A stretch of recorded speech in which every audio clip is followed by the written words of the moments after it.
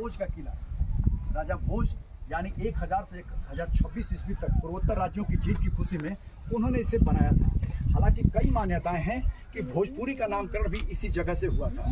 भोजपुरी जो आज हमारी भाषा है, जिसे हम भोजपुरी बोलते हैं, उस भोजपुरी की लिपि कैथी होती है और इस कैथी लिपि के बारे में कहा जाता है कि इसी राजा भोज के यहाँ से भोजपुरी का नामकरण हुआ और वो लिपि पूरे देश दुनिया में काफ़ी प्रचलित है। इस तरह से देखी जाए तो सारे जगहों पर अगर भोजपुरी का नामकरण आता है तो एक और भी बात आती है कि भोपाल से 28 किलोमीटर दूर राजा भोज का किला है, जहाँ पर भी एक राजा भोज का अपना मूल रूप से किला माना जाता है। लेकिन पूर्वोत्तर राज्यों की जीत की खुशी में इस किले को बनाया गया था।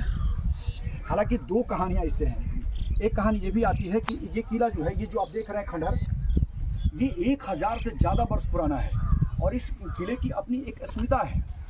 कहते हैं कि कई रियासतें बदली, ये डुमराव रियासत, डुमराव राजा भोज का किला, डुमराव राज, कई इतिहास जुड़े हुए हैं इस जगह से। और इस जगह से बात करें तो राजा भोज जब इस समय आए थे तो इसकी दो मान्यता मैंने पहले कही। एक होता है कि जब राजा भोज के वंशज का में पिंडदान करने के लिए गया जा रहे थे तो उस समय सबसे ऊंचा जगह, सबसे बेहतर जगह उन्हें दिखा था, इसलिए इस जगह पे उन लोगों ने किला बनाया था। यहाँ की कहावत है कि 52 गली 53 बाजार, दिया जले 56,000।